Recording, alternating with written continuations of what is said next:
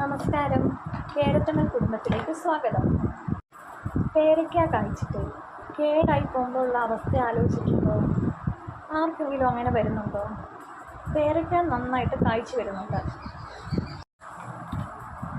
പകുതിയിലധികം കേട് വന്നിരിക്കുന്നത് കണ്ടോ? ഈച്ച കുത്തുന്നത് കൊണ്ടാണ് കേട് വരുന്നതെന്ന് പലരും പറയുന്നു. ചെറിയ കായാവുമ്പോഴേ പത്രപേപ്പർ പൊതിഞ്ഞ് വയ്ക്കണമെന്ന് പറയുന്നു.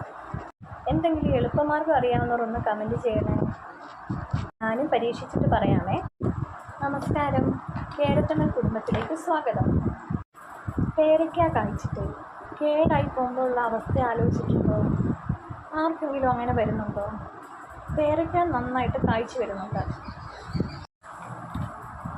പകുതിയിലധികം കേട് വന്നിരിക്കുന്നത് കണ്ടോ?